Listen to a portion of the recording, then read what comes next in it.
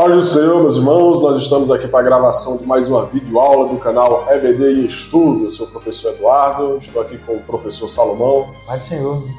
E juntos estaremos comentando a lição de número 7 da CPAD, a lição de adultos. Nós estamos falando aqui da Igreja Assembleia de Deus, em Parnamirim, a congregação de Boa Esperança, sob a direção do pastor Georgen Silva. Como nós falamos, estaremos comentando desta feita a lição de número 7, que tem por título A Promessa de um Coração Novo. Se você ainda não é inscrito no nosso canal, se inscreve, ativa as notificações para você possa estar recebendo aí em primeira mão todas as videoaulas que aqui forem gravadas. O título da lição, A Promessa de um Coração Novo. O textual está em Ezequiel, no capítulo 36, versículo 26, que diz: E vos darei um coração novo, e porei dentro de vós um espírito novo, e tirarei o coração de pedra da vossa carne, e vos darei um coração de carne. A gente pode perceber aí, um versículo do Antigo Testamento apontando para algo que aconteceria no Novo Testamento, na Nova Aliança, através da pessoa do nosso Senhor e Salvador Jesus Cristo. A verdade prática diz: o salvo em Cristo Jesus tem um coração novo, voltado para a palavra de Deus e disposto a fazer a sua vontade. Então, tudo isso se trata da transformação do homem através da salvação em Cristo Jesus. A leitura bíblica em classe está em Romanos, a carta do apóstolo Paulo aos Romanos, no capítulo 2, do versículo 25 ao 29, e o livro de Jeremias, capítulo 31, do 31 ao 34. Você estará fazendo essa leitura na sua sala, na escola bíblica dominical da sua congregação, juntamente com seus alunos, ou com o seu professor e com a sua igreja. Então, na introdução, o autor vai dizer: o coração tem uma perspectiva bíblica muito singular. A palavra se refere à realidade de vida interior de cada pessoa. Por isso que ao longo da Bíblia nos deparamos com conselhos que nos incentivam a cuidar do coração e guardá-lo de todas as influências maléficas. Então a gente vai falar sobre o coração segundo a Bíblia Sagrada. E como o título já fala sobre a promessa de um novo coração, vamos falar aqui, vamos tentar entender um pouco, tentar explicar para vocês um pouco do que a palavra de Deus entende sobre o que é o coração. Então nós estaremos falando aqui nos 3 tópicos dessa lição a respeito do que é o coração. A gente vai cumprir os objetivos que é, no primeiro tópico, conceituar a palavra coração, de acordo com a Bíblia. No segundo, destacar a nova perspectiva de vida de quem tem um novo coração. E por último, elencar as promessas para o novo coração, as promessas que nós encontramos na palavra de Deus a respeito daquela pessoa que adquire um novo coração através do novo nascimento em Cristo Jesus. Amém. Que Deus abençoe com muitas bênçãos nos céus. Até começar a comentar o primeiro tópico, eu vou pedir, especialmente, curta o vídeo. É de suma importância que você curta o vídeo, que o YouTube entende que é um conteúdo relevante e assim vai passando para outras pessoas. E assim a palavra de Deus ela é proclamada aos 4 cantos da terra. Bem. O primeiro tópico da lição tem como tema o coração na perspectiva bíblica. E o primeiro ponto é o coração na Bíblia. Então vamos ver sobre a visão do coração na Bíblia, extraído da Bíblia. Ele diz aqui que na Bíblia, raramente a palavra coração ela é usada como referência ao órgão físico. Quer dizer, raramente ele é usado aponta para esse músculo batendo aqui, o coração, raramente para o órgão físico, raramente. De modo geral, quer dizer, essa palavra se refere ao homem interior, a fim de revelar o centro da vida mental, emocional e espiritual do ser humano. Ele vai mostrar ali para o centro mental, emocional e espiritual do ser humano. Desse modo, o apóstolo Paulo faz referência ao homem exterior. Se referindo ao homem exterior, ele aponta para o corpo físico Quando ele se refere na Bíblia ao homem exterior, aponta para o corpo físico, mas ao homem exterior ou interior, alma e espírito. Essa alma e espírito constitui o ser humano com a sua integridade, quer dizer, no modo geral, que compõe corpo, alma e espírito. Lá em Hebreus capítulo 4, versículo 12, vai falar muito bem sobre isso.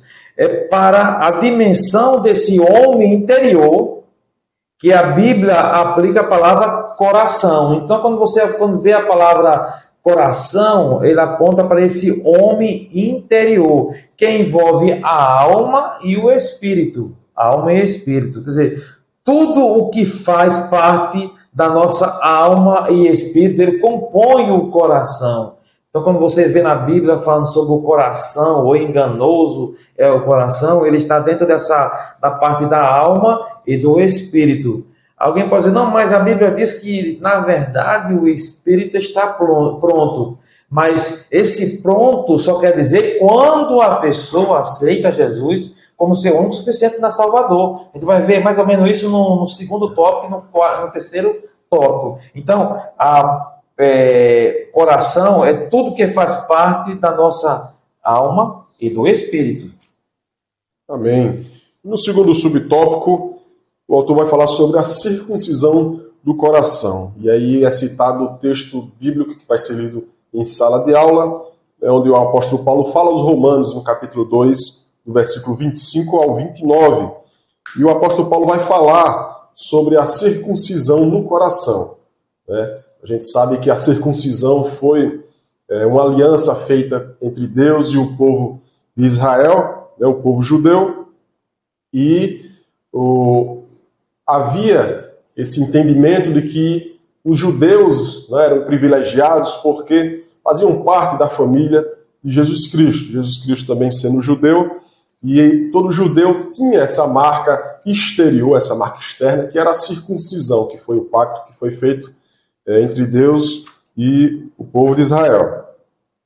E Abraão, e aí foi para a descendência todo o povo de Israel. E aí o apóstolo Paulo ele vai falar no capítulo 2 aos Romanos sobre essa circuncisão. Porque muitos, como o apóstolo Paulo foi o missionário dos gentios, do povo que não era judeu, e aí vinha aquela questão, eles não são circuncidados, eles não têm essa marca exterior, desse pacto que foi feito com Deus. E aí o apóstolo Paulo ele vai frisar exatamente que a verdadeira aliança com Deus não é uma aliança exterior, mas uma aliança no coração. Não adianta cumprir o ritual, cumprir a circuncisão exterior, a externa, ter aquela marca externa e ter uma vida longe do Senhor. Então a verdadeira circuncisão da nova aliança, no Novo Testamento, é uma circuncisão no coração. É aquela pessoa que leva os ensinamentos do nosso Senhor e Salvador Jesus Cristo na sua vida, coloca em prática tudo aquilo que o Senhor ensinou nas Sagradas Escrituras, tudo aquilo que Jesus Cristo deixou para todos nós. E aí ele vai falar, contudo, no Novo Testamento, o que atesta a nova aliança não é mais a marca física, mas a obra realizada pelo Espírito Santo no coração da pessoa. Essa é a verdadeira circuncisão. Então, a verdadeira circuncisão é algo que é demonstrado através das nossas vidas, são os frutos que a árvore dá, e vai mostrar que aquela pessoa verdadeiramente foi transformada pelo poder da palavra de Deus. Por isso que nesse mesmo livro, o apóstolo Paulo vai falar lá no capítulo 12 de Romanos, não vos conformeis com este mundo, mas transformai-vos pela renovação do vosso entendimento. E essa transformação é exatamente fruto da circuncisão, da marca que nós carregamos dentro do coração de cada um de nós. O terceiro ponto, ainda do primeiro tópico, tem como tema um coração novo. A gente viu, o diácono Eduardo falou sobre a circuncisão do coração. Veja só, agora, depois da circuncisão do coração, temos um coração novo. Que coração novo é esse? Na leitura bíblica em classe, o segundo livro, que é em Jeremias, diz aqui, esse ensino do apóstolo Paulo remonta ao profeta Jeremias, lá, capítulo 31, do versículo 31 ao versículo 34. Ele fala muito sobre essa essa nova aliança, a respeito de uma nova aliança que rompe com a forma da antiga, quer dizer, rompeu a nova aliança, ou um novo concerto. Essa nova aliança não seria mais conhecida pelas marcas físicas, ritualísticas e externas, como era, que era a circuncisão, era um corte do crepúsculo, certo?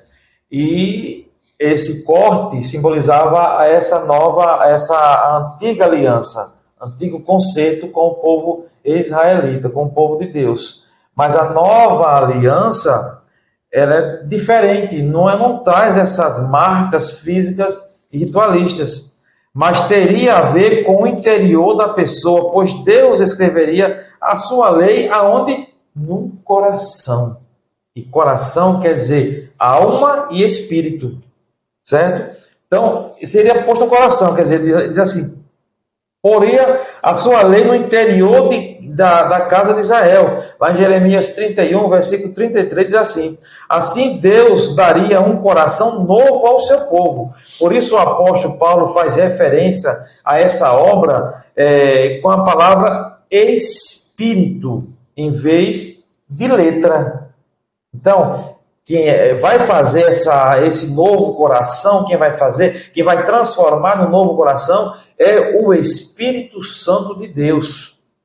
Lá em Romanos, capítulo 2, versículo 29, diz: pois a lei de Deus estaria dentro do ser humano, dentro do coração do ser humano, mas para isso acontecer, teria que passar por uma regeneração promovida pelo quê? Pelo Espírito Santo, porque é o Espírito Santo quem convence o homem do pecado. Se não houver esse novo nascimento através do Espírito Santo, seria um nascimento falso, falsificado. Não traria frutos dignos de arrependimento. Portanto, de maneira geral, a palavra coração se refere ao que está no interior do ser humano, alma e espírito. É isso que um coração novo, ele retrata sobre isso. Então, na conclusão desse primeiro tópico, diz assim: o coração se refere ao homem interior, para revelar o centro da vida mental, emocional, espiritual do ser humano. Eduardo. Uma transformação completa. Né? Completa, é verdade. O nosso segundo tópico tem por título O Coração de Quem Está em Deus. E o primeiro subtópico, um coração inclinado a Deus. Como o nosso professor Salomão bem falou aqui, não é uma transformação visível através deste novo coração. Coração inclinado para Deus. Quando uma pessoa recebe a Cristo como seu Salvador, ela passa pelo processo do novo nascimento, da regeneração. Por isso ela passa a enxergar o reino de Deus, né? Jesus Cristo vai falar isso no seu encontro com Nicodemos, lá em João, no capítulo 3. No versículo 3 ele vai falar: na verdade, te digo que aquele que não nascer de novo não pode ver o reino de Deus. A gente pode até acrescentar também aqui o versículo de número 5 e dizer que aquele que não tem o novo nascimento, ele não pode nem ver e nem entrar no reino de Deus. O versículo 5 vai dizer: na verdade, te digo que aquele que não nascer da água e do Espírito, não pode entrar no reino de Deus. No versículo 3 diz ver e no versículo 5 diz entrar. Então, é necessário que haja verdadeiramente o arrependimento. A transformação, o novo nascimento se dá através do arrependimento. O nosso irmão Salomão bem falou aqui, o Espírito Santo ele é quem convence o homem do pecado, da justiça e do juízo. Então todo aquele que aceita Jesus Cristo como seu único e suficiente Salvador, que levanta a sua mão, confessando diante dos homens o seu arrependimento, que deseja seguir a Cristo Jesus, então todo aquele que que tem essa ação, ela não faz isso dele mesmo, mas ele faz pelo convencimento do Espírito Santo. O Espírito Santo que convence ele que ele precisa mudar, que ele precisa ter uma nova vida, e essa nova vida se dá através de Cristo Jesus.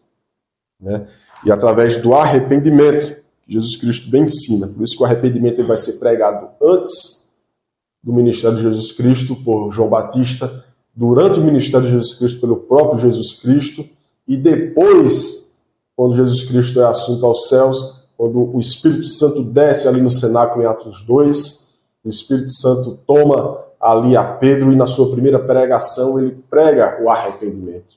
Então, essa transformação visível aos olhos do povo da terra, né, do povo carnal, acontece através da transformação pelo Espírito Santo. Aquela pessoa que fazia algo de errado deixa de fazer, aquela pessoa que fazia as coisas que não agradavam a Deus deixa de fazer, porque o Espírito Santo vai guiando aquela pessoa. Né? Agora temos a orientação do Espírito Santo na vida de cada um que aceita Jesus Cristo como seu único e suficiente Salvador.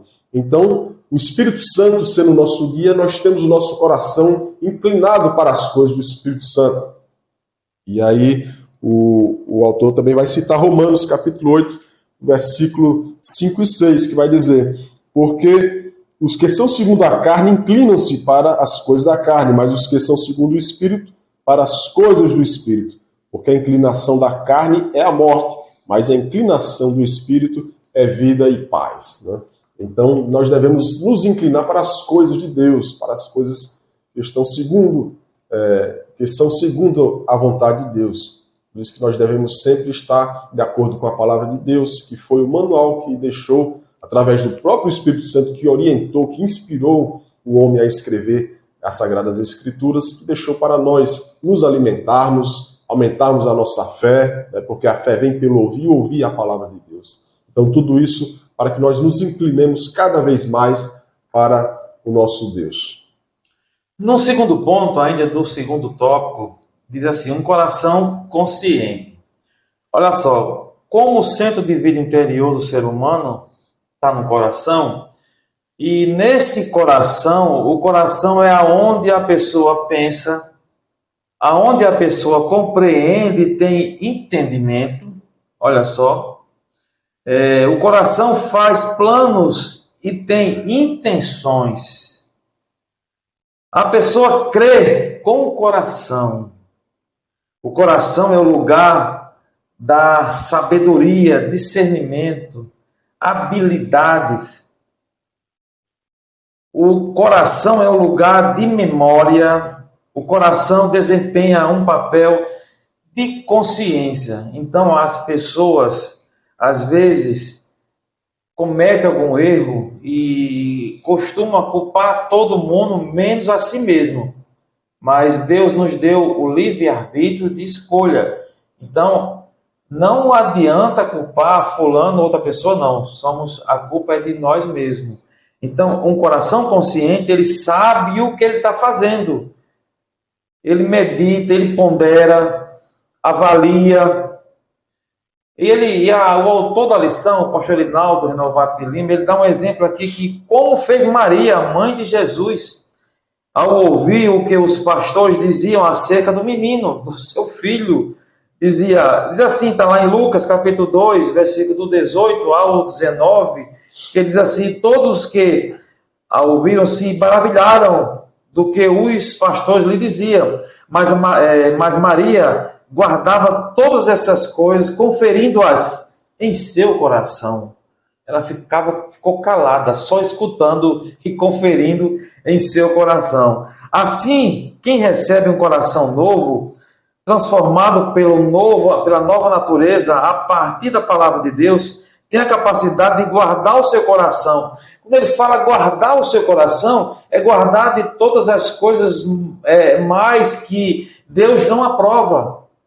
Ele tem consciência do que aquilo não agrada a Deus, não é da vontade de Deus, então ele guarda, ele não faz, não pratica, ele não pensa, ele não realiza. Isso é guardar o seu coração, guardar, certo? E quem passa a guardar o seu coração é o que se passa ao seu redor, de maneira que possa desejar fazer a boa, agradável e perfeita vontade de Deus. Isso é um coração consciente, mas consciente em Deus. Ele se guarda para Deus. Ele passa a viver a vontade de Deus na sua vida. Isso é um coração consciente, não é isso, irmão Eduardo? É verdade. Porque o nosso Deus, ele tem 3 atributos né, que somente Ele tem. Só Ele tem, é verdade. Ele é onipotente, Ele tem todo o poder, Ele criou todas as coisas, tem todo o poder dos céus e na terra. Ele é onipresente, Ele pode estar em qualquer lugar, né, porque tudo foi feito por Ele, todas as coisas são dele.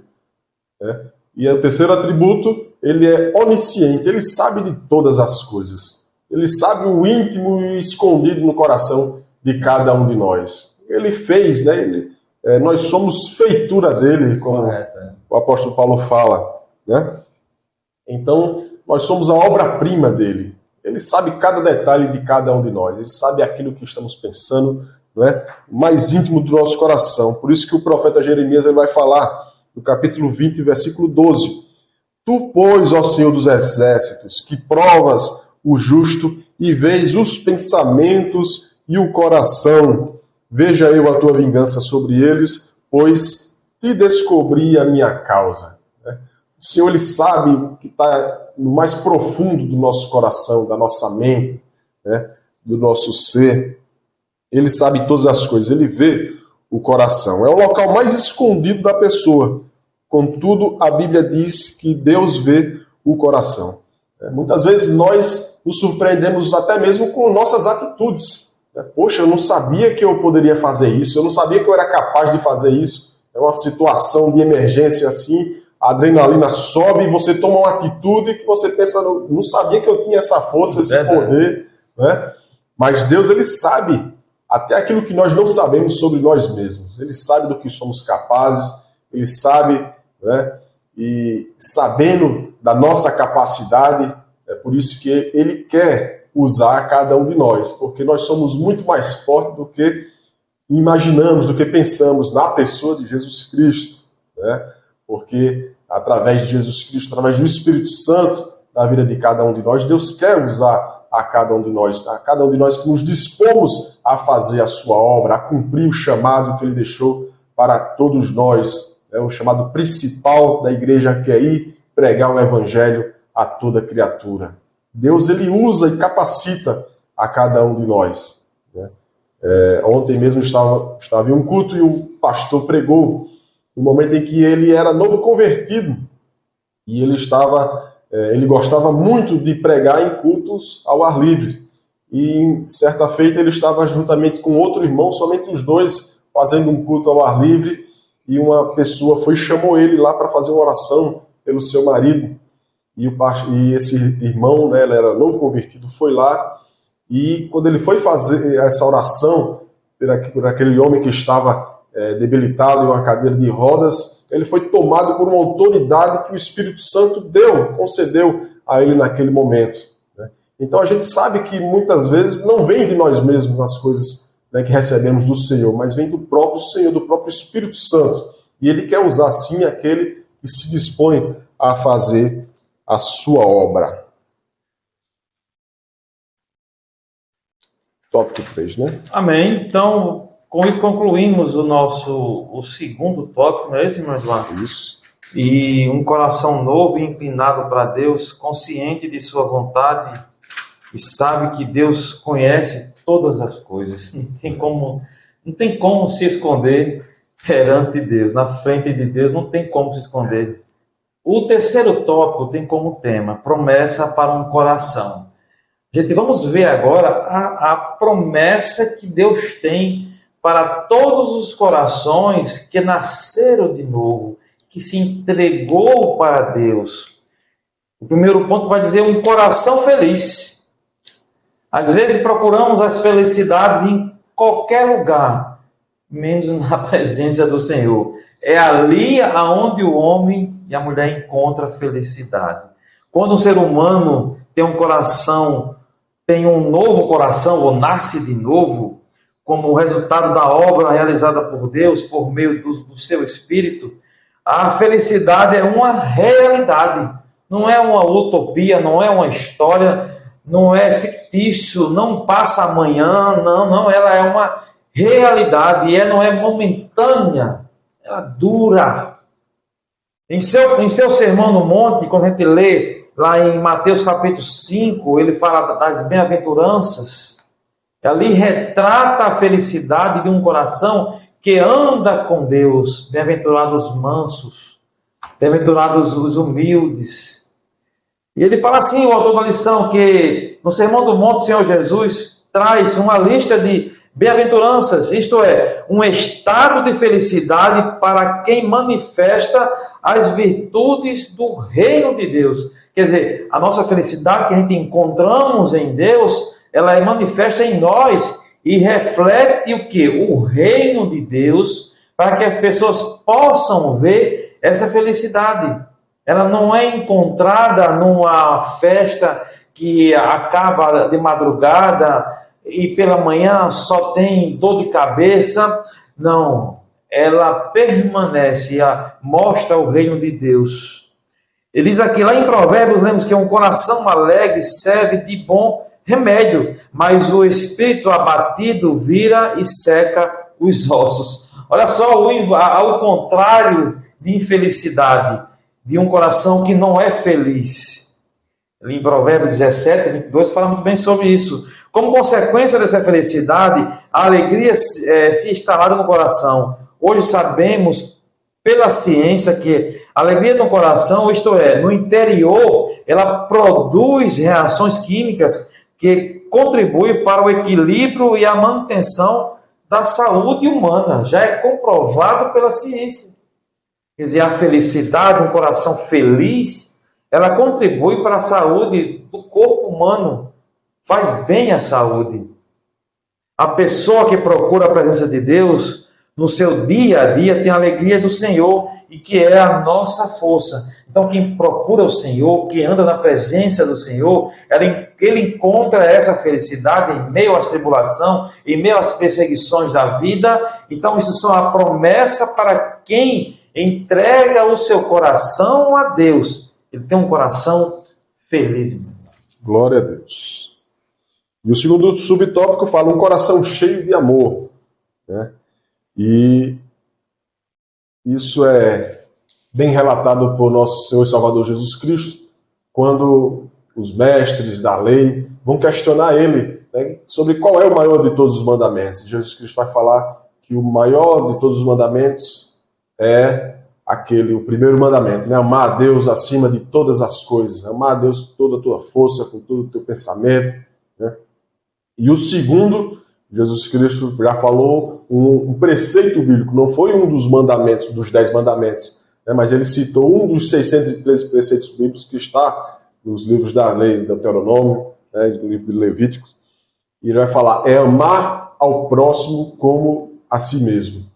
Diante desses 2 mandamentos está toda a lei e os profetas. Ou seja, ele sintetizou todos os 613 preceitos bíblicos em apenas 2. Amar a Deus acima de todas as coisas e amar o nosso próximo como a nós mesmos. E aí a gente vai ver uma ligação, né, entre Deus, entre nós e o nosso próximo. Então é uma ligação, um relacionamento que deve existir, né, e nós como cristãos devemos dar continuidade a esse relacionamento. E não é se isolando, é se relacionando com outras pessoas, é pregando o evangelho a outras pessoas, passando adiante o conhecimento bíblico do nosso Senhor e Salvador Jesus Cristo, né? E Jesus Cristo vai sintetizar nesses 2 mandamentos que fala sobre amor, amar a Deus e amar o nosso próximo, né? Então a nova aliança é baseada no amor. A gente vai ver também o apóstolo Paulo quando ele vai falar, quando ele escreve sua carta aos Gálatas, no capítulo 5, no versículo 22. Ele vai falar sobre o fruto do Espírito e o que vem juntamente com aquele fruto do Espírito, né? É um combo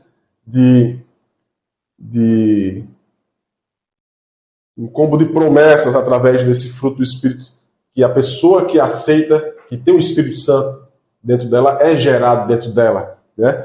E vai falar o amor, o gozo, a paz, a longanimidade, a benignidade, a bondade, a fé, a mansidão e a temperança, né? São 9 gomos, né? Pensa que é um fruto com 9 gomos. Esse é o fruto do Espírito que é gerado dentro daquele que aceita Jesus Cristo como seu único e suficiente Salvador.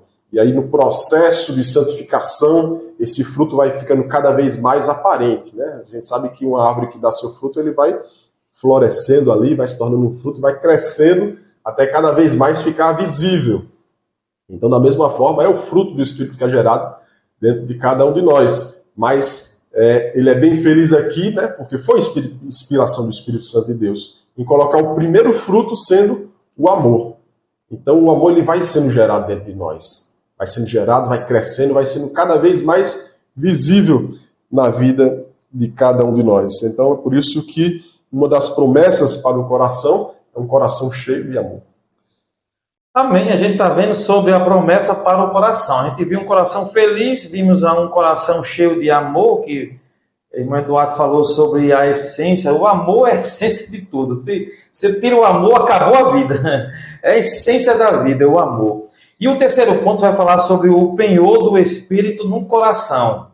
Esse penhor, essa garantia, vai falar no coração. Veja só que diz assim, em sua segunda carta aos Coríntios, o apóstolo Paulo, ele escreve, ele fala muito bem sobre isso, ele diz assim, mas o que nos confirma convosco em Cristo é o que nos ungiu é Deus, o qual também nos selou e deu o penhor do Espírito em nossos corações. O que é esse penhor? É a garantia. Ele diz aqui que esse texto bíblico mostra que o penhor do Espírito Santo é a garantia da nossa salvação, dado por Deus e testificado em nosso coração. Então é a garantia da nossa salvação, porque foi Deus que falou, que Deus testificou, certo?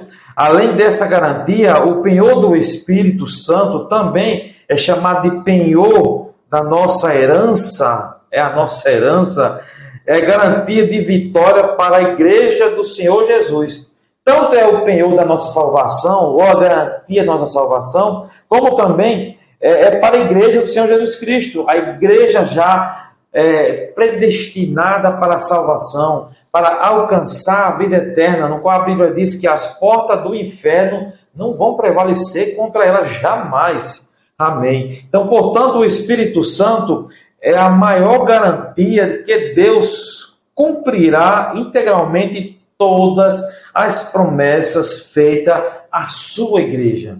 Então, o Espírito Santo é essa garantia, o penhor, que Deus vai cumprir essas promessas que Deus fez à sua igreja.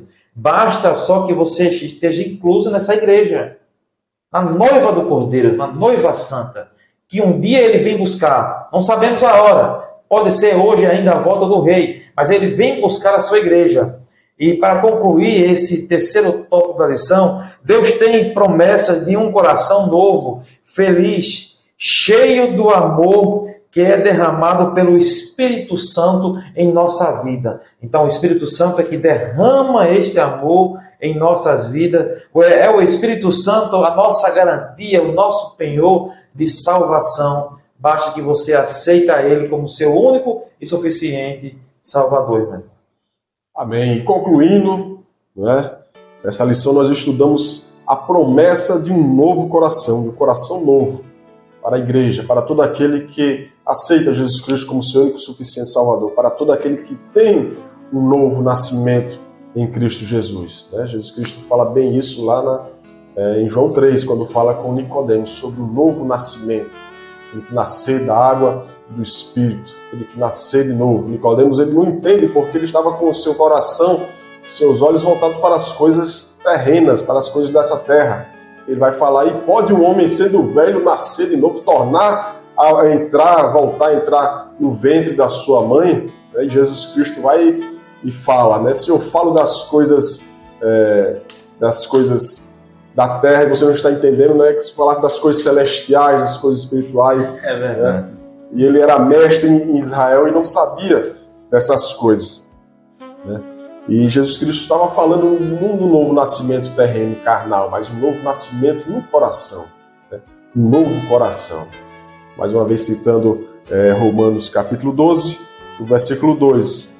O apóstolo Paulo fala, e não vos conformeis com este mundo, mas transformados pela renovação do vosso entendimento. O apóstolo Paulo vai falar também em 1 Coríntios, no capítulo 2, versículo 16.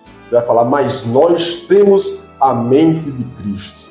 Glória a Deus. Nós não temos a mente de Cristo porque nós somos melhores, nascemos melhores, não, mas porque nós reconhecemos, nós nos arrependemos dos nossos pecados. O Espírito Santo, né, encontrou abertura no nosso coração.